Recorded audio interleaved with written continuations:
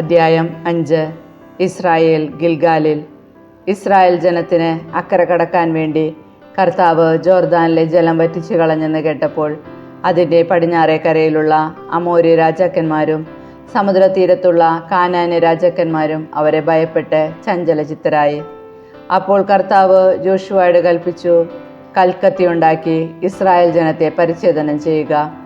Joshua ഗബയാത്ത് ഹാരാലോത്തിൽ കൽക്കത്തി കൊണ്ട് Israel മക്കളെ പരിച്ഛേദനം ചെയ്തു. അവരെ പരിച്ഛേദനം ചെയ്യാൻ കാരണമിതാണ്: ഈജിപ്തിൽ നിന്ന് പുറപ്പെട്ടപ്പോൾ യുദ്ധം ചെയ്യാൻ പ്രായമായിരുന്ന പുരുഷന്മാർ മരുഭൂമിയിലൂടെയുള്ള യാത്രക്കിടയിൽ മരിച്ചുപോയി. ഈജിപ്തിൽ നിന്ന് പുറപ്പെട്ടവരെല്ലാം പരിച്ഛേദിതരായിരുന്നെങ്കിലും യാത്രാമധ്യേ ജനിച്ചവർ പരിച്ഛേദിതരായിരുന്നില്ല. ഇസ്രായേൽ ജനം 40 സംവത്സരം മരുഭൂമിയിലൂടെ നടന്നു. ഈജിപ്തിൽ നിന്ന് പുറപ്പെട്ട യുദ്ധം ചെയ്യാൻ പ്രായമായ പുരുഷന്മാരെല്ലാവരും കർത്താവിൻ്റെ വാക്ക് കേൾക്കാത്തതുകൊണ്ട് മരിച്ചുപോയി. അവർക്ക് നൽകുമെന്ന് പിതാക്കന്മാരോട് വാഗ്ദാനം ചെയ്ത തേനും പാലും ഒഴുകുന്ന ദേശം അവരെ കാണിക്കുകയില്ലെന്ന് കർത്താവ് ശപഥം ചെയ്തിരുന്നു. അവർക്ക് പകരം അവകാശികളായി ഉയർത്തിയ മക്കളെയാണ് ജോഷുവ പരിച്ഛേദനം ചെയ്യിച്ചത്. യാത്രാമധ്യേ പരിച്ഛേദന കർമ്മം നടന്നിരുന്നില്ല. പരിച്ഛേദനം കഴിഞ്ഞവർ സൗഖ്യം പ്രാപിക്കുന്നതുവരെ അവർ പാളയത്തിൽ തന്നെ താമസിച്ചു. അപ്പോൾ കർത്താവ് ജോഷുവയോട് അരുൾ ചെയ്തു, ഈജിപ്തിൻ്റെ അപകീർത്തി ഇന്ന് നിങ്ങളിൽ നിന്ന് ഞാൻ നീക്കിക്കളഞ്ഞിരിക്കുന്നു. അതിനാൽ ആ സ്ഥലം ഗിൽഗാൽ എന്ന് ഇപ്പോഴും അറിയപ്പെടുന്നു. ഇസ്രായേൽ ജനം ജെറിക്കോ സമതലത്തിലെ ഗിൽഗാലിൽ താവളമടിച്ചു. ആ മാസം 14-ാം ദിവസം വൈകുന്നേരം അവർ അവിടെ പെസഹ ആഘോഷിച്ചു. പിറ്റേ ദിവസം അവർ ആ ദേശത്തെ വിളവിൽ നിന്നുണ്ടാക്കിയ പുളിപ്പില്ലാത്ത അപ്പവും വറുത്ത ഗോതമ്പും ഭക്ഷിച്ചു. പിറ്റേന്ന് മുതൽ മന്ന വർഷിക്കാതായി. ഇസ്രായേൽ ജനത്തിന് പിന്നീട് മന്ന ലഭിച്ചില്ല. അവർ ആ വർഷം മുതൽ കാനാൻ ദേശത്തെ ഫലങ്ങൾ കൊണ്ട് ഉപജീവനം നടത്തി. കർത്താവിൻ്റെ സൈന്യാധിപൻ ജെറിക്കോയെ സമീപിച്ചപ്പോൾ ജോഷുവ കണ്ണുകളുയർത്തി നോക്കി. അപ്പോൾ കയ്യിൽ ഊരിയ വാളുമായി അതാ ഒരു മനുഷ്യൻ. ജോഷുവ അവൻ്റെ അടുത്ത് ചെന്നു, നീ ഞങ്ങളുടെ പക്ഷത്തോ ശത്രുപക്ഷത്തോ എന്ന് ചോദിച്ചു. അവൻ പറഞ്ഞു, അല്ല, ഞാൻ കർത്താവിൻ്റെ സൈന്യാധിപനാണ്.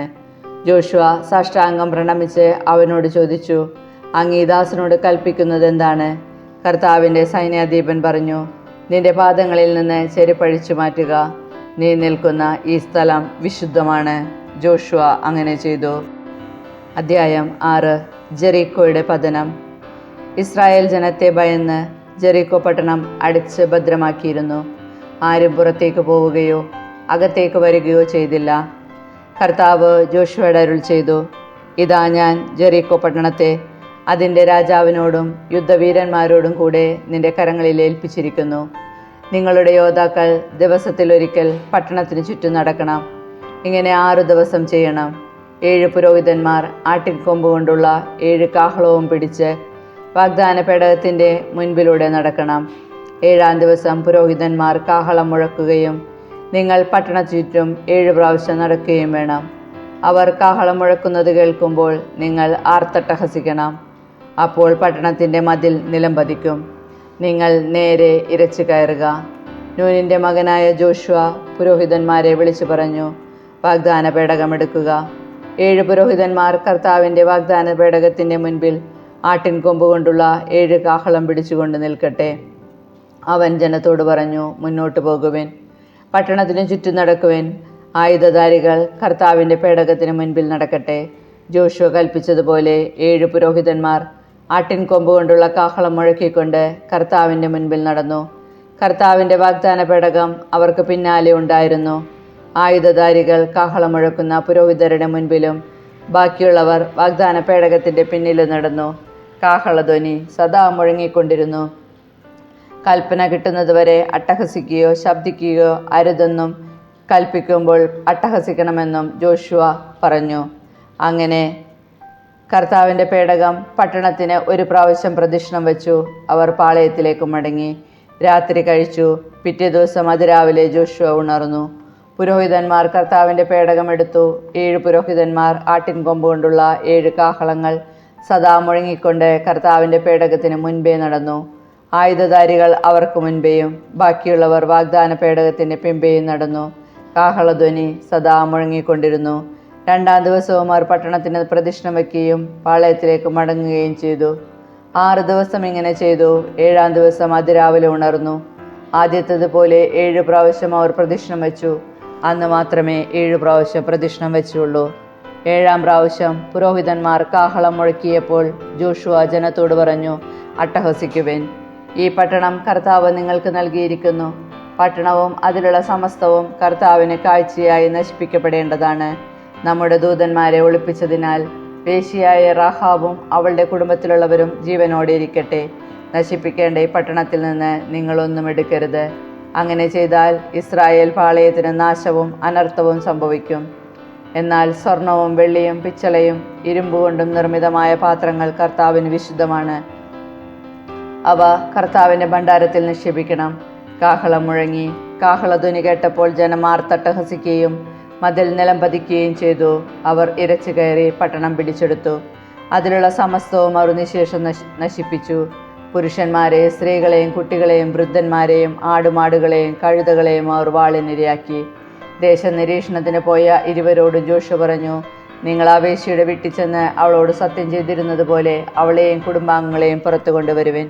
ആ യുവാക്കൾ അവിടെ ചെന്ന് റാഹാബിനെയും അവളുടെ മാതാപിതാക്കളെയും സഹോദരരെയും ബന്ധുജനങ്ങളെയും കൊണ്ടുവന്ന് ഇസ്രായേൽ പാളയത്തിന് പുറത്ത് താമസിപ്പിച്ചു. പിന്നീട് അവർ ആ പട്ടണവും അതിലുള്ള സമസ്തവും അഗ്നിക്കിരയാക്കി. പിച്ചളയും ഇരുമ്പും കൊണ്ടുണ്ടാക്കിയ പാത്രങ്ങളും സ്വർണവും വെള്ളിയും അവർ കർത്താവിൻ്റെ ഭണ്ഡാരത്തിൽ നിക്ഷേപിച്ചു. വേശ്യയായ റാഹാബിനെയും അവളുടെ പിതൃഭവനത്തെയും വസ്തുവകകളെയും ജോഷുവ സംരക്ഷിച്ചു. എന്നാൽ ജെറീക്കോ നിരീക്ഷിക്കുന്നതിന് ജോഷുവ അയച്ച ദൂതന്മാരെ അവൾ ഒളിപ്പിച്ചു. അവളുടെ കുടുംബം ഇസ്രായേലിൽ നിന്നുമുണ്ട്.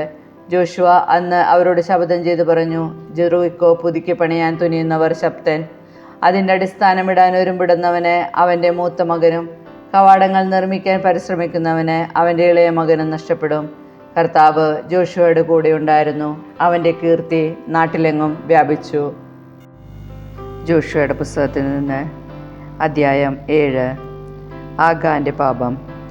തനിക്ക് ബലിയായി ദഹിപ്പിക്കേണ്ട ജെറീക്കോയിൽ നിന്ന് ഒന്നും എടുക്കരുതെന്ന് കർത്താവ് നൽകിയ കൽപ്പന ഇസ്രായേൽ ജനം ലംഘിച്ചു. യൂദാഗോത്രത്തിൽപ്പെട്ട സേരായുടെ മകൻ സബ്ദിയുടെ പൗത്രനും കാർമിയുടെ പുത്രനുമായ ആഗാൻ നിഷിദ്ധ വസ്തുക്കളിൽ ചിലതെടുത്തു. തന്മൂലം കർത്താവിൻ്റെ കോപം ഇസ്രായേൽ ജനത്തിനെതിരെ ജ്വലിച്ചു. ബഥേലിന് കിഴക്ക് ബേഥാവിനു സമീപത്തുള്ള ആയ് പട്ടണത്തിലേക്ക് ജെറീക്കോയിൽ നിന്ന് ജോഷുവ ആളുകളെ അയച്ചു പറഞ്ഞു, നിങ്ങൾ പോയി അവിടം രഹസ്യമായി നിരീക്ഷിക്കുവേൻ. അവർ അങ്ങനെ ചെയ്തു. അവർ തിരികെ വന്ന് ജോഷുവയോട് പറഞ്ഞു, എല്ലാവരും അങ്ങോട്ട് പോകേണ്ടതില്ല. 2000-ഓ 3000-ഓ പേർ പോയി ആയി ആക്രമിക്കട്ടെ. എല്ലാവരും പോയി ബുദ്ധിമുട്ടേണ്ടതില്ല, കാരണം അവർ കുറച്ചു പേർ മാത്രമേയുള്ളൂ. അങ്ങനെ അവരിൽ നിന്ന് ഏകദേശം 3000 പേർ പോയി. എന്നാൽ അവർ ആയി പട്ടണക്കാരുടെ മുൻപിൽ തോറ്റു ഓടി. ആയി നിവാസികൾ 36ഓളം പേരെ വധിച്ചു. അവർ അവരെ നഗരകവാടം മുതൽ ഷബാറിം വരെ പിന്തുടരുകയും താഴോട്ടിറങ്ങുമ്പോൾ വധിക്കുകയും ചെയ്തു. ജനം ഭയചകിതരായി. ജോഷുവ വസ്ത്രം കീറി. അവനും ഇസ്രായേലിലെ ശ്രേഷ്ഠന്മാരും ശിരസിൽ പൊടിവാരിയിട്ടു. സായാഹ്നം വരെ കർത്താവിൻ്റെ വാഗ്ദാന പേടകത്തിന് മുൻപിൽ സാഷ്ടാംഗം വീണുകിടന്നു. ജോഷുവ പ്രാർത്ഥിച്ചു, ദൈവമായ കർത്താവേ, അമോര്യരുടെ കൈകളിൽ ഏൽപ്പിച്ചു നശിപ്പിക്കുന്നതിന് അങ്ങ് ഈ ജനത്തെ എന്തിന് ജോർദാനിക്കരെ കൊണ്ടുവന്നു? അക്കരെ താമസിച്ചാൽ മതിയായിരുന്നു. കർത്താവേ, ഇസ്രായേൽക്കാർ ശത്രുക്കളോട് തോറ്റു പിൻവാങ്ങിയ ഈ അവസരത്തിൽ ഞാൻ എന്തു പറയേണ്ടു? കാനാന്യരും അവിടെയുള്ള മറ്റുള്ളവരും ഇത് കേൾക്കും. അവർ ഞങ്ങളെ വളയുകയും ഞങ്ങളുടെ നാമം ഭൂമുഖത്ത് നിന്ന് തുടച്ചു മാറ്റുകയും ചെയ്യുമ്പോൾ അങ്ങയുടെ നാമത്തിൻ്റെ മഹത്വം കാക്കാൻ എന്തു ചെയ്യും? കർത്താവ് ജോഷുവയോട് അരുൾ ചെയ്തു, എഴുന്നേൽക്കുക, നീ എന്തിന് ഇങ്ങനെ സാഷ്ടാംഗം വീണുകിടക്കുന്നു? ഇസ്രായേൽ പാപം ചെയ്തിരിക്കുന്നു. എൻ്റെ കൽപ്പന അവർ ലംഘിച്ചു. നിഷിദ്ധ വസ്തുക്കളിൽ ചിലത് അവർ കൈവശപ്പെടുത്തി. അവ തങ്ങളുടെ സാമാനങ്ങളോടുകൂടെ വെച്ചിട്ട് വ്യാജം പറയുകയും ചെയ്തിരിക്കുന്നു. അതിനാൽ ഇസ്രായേൽ ജനത്തിന് ശത്രുക്കളെ ചെറുത്തു നിൽക്കാൻ സാധിക്കുന്നില്ല. അവരുടെ മുൻപിൽ തോറ്റു പിന്മാറുന്നു. എന്തെന്നാൽ അവർ നശിപ്പിക്കപ്പെടാനുള്ള ഒരു വസ്തുവായി തീർന്നിരിക്കുന്നു. നിങ്ങളെടുത്ത നിഷിദ്ധ വസ്തുക്കൾ നശിപ്പിക്കുന്നില്ലെങ്കിൽ ഞാനിനി നിങ്ങളുടെ കൂടെ ഉണ്ടായിരിക്കുകയില്ല. നീ എഴുന്നേറ്റ് ജനത്തെ ശുദ്ധീകരിക്കുക. നാളത്തേക്ക് തങ്ങളെ തന്നെ ശുദ്ധീകരിക്കാൻ അവരോട് പറയുക. ഇസ്രായേലിൻ്റെ ദൈവമായ കർത്താവ് അരുളി ചെയ്യുന്നു, ഇസ്രായേലെ, നിഷിദ്ധ വസ്തുക്കൾ നിങ്ങളുടെ ഇടയിലുണ്ട്. അത് എടുത്തു മാറ്റുന്നതുവരെ നിങ്ങളുടെ ശത്രുക്കളെ നേരിടാൻ നിങ്ങൾക്ക് സാധിക്കുകയില്ല. പ്രഭാതത്തിൽ ഗോത്രം ഗോത്രമായി നിങ്ങൾ വരണം. കർത്താവ് ചൂണ്ടിക്കാണിക്കുന്ന ഗോത്രം ഓരോ കുലമായും കുലം കുടുംബക്രമത്തിലും അടുത്തു വരണം. കർത്താവ് വീണ്ടും ചൂണ്ടിക്കാണിക്കുന്ന കുടുംബത്തിൽ നിന്ന് ഓരോരുത്തരായി മുന്നോട്ട് വരണം. നിഷിദ്ധ വസ്തുക്കളോടുകൂടി പിടിക്കപ്പെടുന്നവനെ അവൻ്റെ സകല വസ്തുക്കളോടും കൂടെ അഗ്നിക്കിരയാക്കണം. എന്തെന്നാൽ അവൻ കർത്താവിൻ്റെ ഉടമ്പടി ലംഘിച്ച് ഇസ്രായേലിൽ മ്ലേച്ഛത പ്രവർത്തിച്ചിരിക്കുന്നു. ജോഷുവ അതിരാവിലെ എഴുന്നേറ്റ് ഇസ്രായേലിനെ ഗോത്രമുറയ്ക്ക് വരുത്തി. അതിൽ നിന്ന് യൂദാ ഗോത്രത്തെ മാറ്റി നിർത്തി. അവൻ യൂദായുടെ കുലങ്ങളെ വരുത്തി. അതിൽ നിന്ന് സേരാ കുലത്തെ മാറ്റി നിർത്തി. പിന്നീട് അവൻ സേരാ കുലത്തിലെ ഓരോ കുടുംബത്തെയും വരുത്തി. അതിൽ നിന്ന് സബ്ദി കുടുംബത്തെ വേർതിരിച്ചു. വീണ്ടും സബ്ദി കുടുംബത്തിൽ നിന്ന് ഓരോരുത്തരെയും വരുത്തി. യൂദാ ഗോത്രത്തിലെ സേരായുടെ മകൻ സബ്ദിയുടെ പൗത്രനും കാർമിയുടെ പുത്രനുമായ ആഖാനെ മാറ്റി നിർത്തി.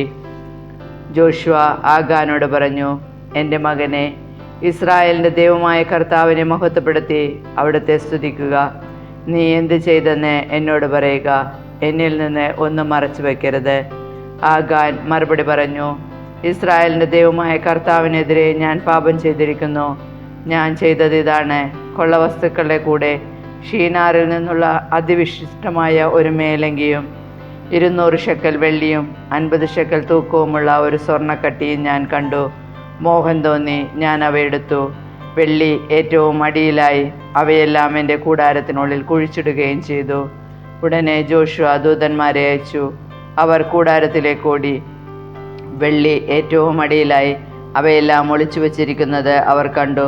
അവർ കൂടാരത്തിൽ നിന്ന് അവയെടുത്ത് ജോഷുവയുടെയും ഇസ്രായേൽ ജനത്തിൻ്റെയും മുമ്പാകെ കൊണ്ടുവന്നു. അവർ അത് കർത്താവിൻ്റെ മുൻപിൽ നിരത്തിവെച്ചു.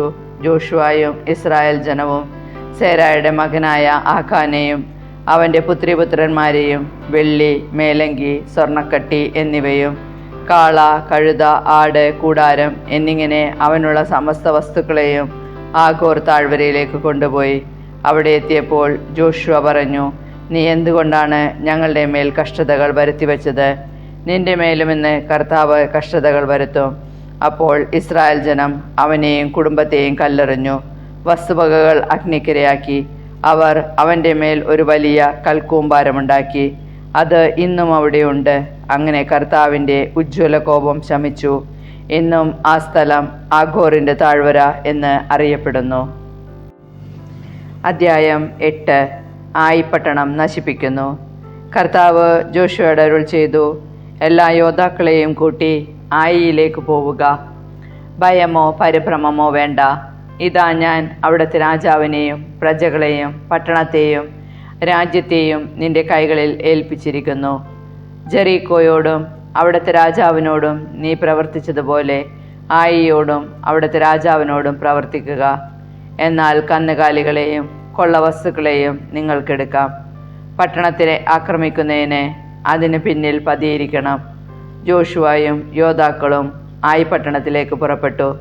ജോഷുവ ധീരപരാക്രമികളായ 30,000 പേരെ തിരഞ്ഞെടുത്തു. രാത്രിയിൽ തന്നെ അയച്ചു. അവൻ അവരോട് ആജ്ഞാപിച്ചു, പട്ടണത്തെ ആക്രമിക്കുന്നതിന് നിങ്ങൾ അതിനു പിന്നിൽ ഒളിച്ചിരിക്കണം. വളരെ അകലെ പോകരുത്. സദാ ജാഗരൂകരായിരിക്കുകയും വേണം. ഞാനും കൂടെയുള്ളവരും പട്ടണത്തെ സമീപിക്കും. അവർ ഞങ്ങൾക്കെതിരെ വരുമ്പോൾ മുമ്പിലത്തെ പോലെ ഞങ്ങൾ പിന്തിരിഞ്ഞോടും. പട്ടണത്തിൽ നിന്ന് വളരെ അകലെ എത്തുന്നതുവരെ അവർ ഞങ്ങളെ പിന്തുടരും.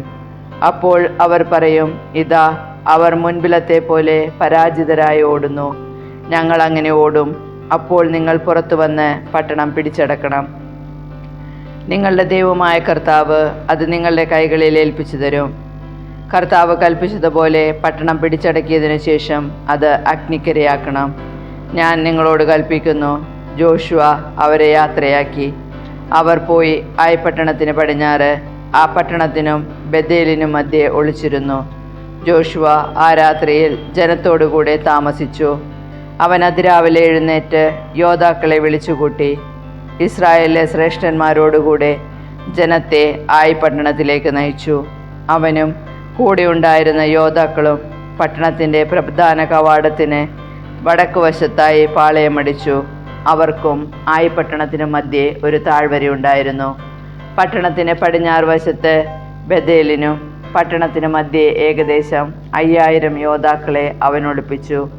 പ്രധാന പാളയം പട്ടണത്തിന് വടക്ക് ഭാഗത്തും ബാക്കിയുള്ളവ പടിഞ്ഞാറ് ഭാഗത്തുമായിരുന്നു. ജോഷുവ ആ രാത്രി താഴ്വരയിൽ തന്നെ കഴിച്ചുകൂട്ടി. രാജാവ് ഇത് കണ്ടപ്പോൾ അരാബയിലേക്കുള്ള ഇറക്കത്തിൽ വെച്ച് ഇസ്രായേൽക്കാരെ നേരിടാൻ സൈന്യസമേതം പുറപ്പെട്ടു. എന്നാൽ പട്ടണത്തിൻ്റെ പുറകിൽ ശത്രു സൈന്യം പതിയിരുന്നത് അവർ അറിഞ്ഞില്ല. ജോഷുവയും ജനവും പരാജിതരായി എന്ന് നടിച്ച് മരുഭൂമിയുടെ നേരെ ഓടി. അവരെ പിന്തുടരുന്നതിന് രാജാവ് പട്ടണത്തിലുണ്ടായിരുന്നവരെയെല്ലാം വിളിച്ചുകൂട്ടി. അവർ ജോഷുവയെ പിന്തുടർന്ന് പട്ടണത്തിൽ നിന്ന് വളരെ വിദൂരത്തായി. ഇസ്രായേലിനെ പിന്തുടരാത്തവരായി ആരും ബഥേലിലോ ആയി പട്ടണത്തിലോ ഉണ്ടായിരുന്നില്ല. അവർ പട്ടണം അടക്കാതെയാണ് പോയത്. കർത്താവ് ജോഷുവയോട് അരുൾ ചെയ്തു, നിന്റെ കയ്യിലിരിക്കുന്ന കുന്തം ആയി പട്ടണത്തിന് നേരെ ചുണ്ടുക. ഞാൻ പട്ടണം നിന്റെ കരങ്ങളിൽ ഏൽപ്പിക്കും. ജോഷുവ അങ്ങനെ ചെയ്തു. അവൻ കൈ ഉയർത്തിയ ഉടനെ ഒളിച്ചിരുന്നവർ എഴുന്നേറ്റ് പട്ടണത്തിലേക്ക് പാഞ്ഞു ചെന്ന് അത് കൈവശപ്പെടുത്തി. തിടുക്കത്തിൽ പട്ടണത്തിന് തീ വച്ചു. നിവാസികൾ തിരിഞ്ഞു നോക്കിയപ്പോൾ പട്ടണത്തിൽ നിന്ന് പുക ആകാശത്തേക്ക് ഉയരുന്നത് കണ്ടു. അവർക്ക് അങ്ങോട്ടോ ഇങ്ങോട്ടോ ഓടുന്നതിന് സാധിച്ചില്ല. കാരണം മരുഭൂമിയിലേക്ക് ഓടിയവർ ഓടിച്ചവരുടെ നേരെ തിരിഞ്ഞു. പതിയിരുന്നവർ പട്ടണം പിടിച്ചടക്കിയെന്നും അതിൽ നിന്നും പുക പൊങ്ങുന്നതുമെന്നും കണ്ടപ്പോൾ ജോഷുവയും ഇസ്രായേൽ ജനവും തിരിഞ്ഞ് നിവാസികളെ വധിച്ചു. പട്ടണത്തിൽ കടന്ന ഇസ്രായേല്യരും ശത്രുക്കളെതിരെ പുറത്തു വന്നു. നിവാസികൾ ഇസ്രായേൽക്കാരുടെ മധ്യത്തിൽ കുടുങ്ങി. അവരെ ഇസ്രായേല്യർ സംഹരിച്ചു. ആരും രക്ഷപ്പെട്ടില്ല. എന്നാൽ രാജാവിനെ ജീവനോടെ പിടിച്ച് അവർ ജോഷുവയുടെ അടുക്കൽ കൊണ്ടുവന്നു. ഇസ്രായേൽ തങ്ങളെ പിന്തുടർന്ന പട്ടണക്കാരെയെല്ലാം വിജനദേശത്ത് വെച്ച് സംഹരിച്ചു. അവസാനത്തെ ആൾ വരെ വാളിനിരയായി. പിന്നീട് ഇസ്രായേല്യർ പട്ടണത്തിലേക്ക് മടങ്ങിച്ചെന്ന് അവശേഷിച്ചവരെയും വാളിനിരയാക്കി. പട്ടണത്തിലുണ്ടായിരുന്ന 12000 സ്ത്രീ പുരുഷന്മാർ അന്ന് മൃതിയടഞ്ഞു. നിവാസികൾ പൂർണ്ണമായി നിഗ്രഹിക്കപ്പെടുന്നതുവരെ കുന്തം നീട്ടിപ്പിടിച്ചിരുന്ന തൻ്റെ കരങ്ങൾ ജോഷുവ പിൻവലിച്ചില്ല. കർത്താവ് ജോഷുവയുടെ കൽപ്പിച്ചതനുസരിച്ച് ഇസ്രായേൽക്കാർ പട്ടണത്തിൽ നിന്ന് കന്നുകാലികളെയും കൊള്ളവസ്തുക്കളെയും എടുത്തു. അങ്ങനെ ജോഷുവ പട്ടണത്തിന് തീ വച്ച് അതിനെ ഒരു നാശകൂമ്പാരമാക്കി. ഇന്നും അത് അങ്ങനെ തന്നെ കിടക്കുന്നു. പിന്നീട് അവൻ രാജാവിനെ ഒരു മരത്തിൽ തൂക്കിക്കൊന്നു. സായാഹ്നം വരെ ജഡം അതിന്മേൽ തൂങ്ങിക്കിടന്നു. സൂര്യനസ്തമയമായപ്പോൾ ശരീരം മരത്തിൽ നിന്നിറക്കി നഗരകവാടത്തിൽ വയ്ക്കാൻ ജോഷുവ കൽപ്പിച്ചു. അവർ അങ്ങനെ ചെയ്തു. അതിനു മുകളിൽ ഒരു കൽക്കൂമ്പാരമുയർത്തി. അത് ഇന്നും അവിടെയുണ്ട്. ജോഷുവ ഇസ്രായേലിന്റെ ദൈവമായ കർത്താവിന് ഏബാൽ മലയിൽ ഒരു ബലിപീഠം നിർമ്മിച്ചു. കർത്താവിന്റെ ദാസനായ മോശ ഇസ്രായേൽ ജനത്തോട് കൽപ്പിച്ചതുപോലെയും മോശയുടെ നിയമഗ്രന്ഥത്തിൽ എഴുതിയിരുന്നത് പോലെയും ചെത്തിമിനിക്കാത്ത കല്ലുകൾ കൊണ്ടുള്ളതും ഇരുമ്പായുധം സ്പർശിക്കാത്തതുമായിരുന്നു അത്. അതിൽ അവർ കർത്താവിന് ദഹനബലികളും സമാധാന ബലികളും അർപ്പിച്ചു. മോശ എഴുതിയ നിയമത്തിന്റെ ഒരു പകർപ്പ് ഇസ്രായേൽ ജനത്തിന്റെ സാന്നിധ്യത്തിൽ ജോഷുവ അവിടെ കല്ലിൽ കൊത്തിവച്ചു. അവിടെ ഇസ്രായേൽ ജനം തങ്ങളുടെ ശ്രേഷ്ഠന്മാർ, സ്ഥാനികൾ, ന്യായാധിപന്മാർ എന്നിവരോടും തങ്ങളുടെ ഇടയിലുള്ള വിദേശികളോടും സ്വദേശികളോടും കൂടെ കർത്താവിന്റെ വാഗ്ദാന പേടകം വഹിച്ചിരുന്ന ലേവ്യ പുരോഹിതന്മാർക്കെതിരെ ഇരുവശങ്ങളിലുമായി നിന്നു. അവരിൽ പകുതി ഗരിസിം മലയുടെ മുൻപിലും പകുതി ഏബാൽ മലയുടെ മുൻപിലും നിലകൊണ്ടു. കർത്താവിന്റെ ദാസനായ മോശ കൽപ്പിച്ചിരുന്നത് പോലെ അനുഗ്രഹം സ്വീകരിക്കാനായിരുന്നു അത്. അതിനുശേഷം അവൻ നിയമഗ്രന്ഥത്തിലെ വാക്കുകളെല്ലാം അനുഗ്രഹവചസ്സുകളും ശാപവചസ്സുകളും വായിച്ചു. മോശ കൽപ്പിച്ച ഒരു വാക്കുപോലും സ്ത്രീകളും കുട്ടികളും തങ്ങളുടെ ഇടയിൽ പാർത്തിരുന്ന പരദേശികളും അടങ്ങിയ ഇസ്രായേൽ സമൂഹത്തിൽ ജോഷുവ വായിക്കാതിരുന്നില്ല.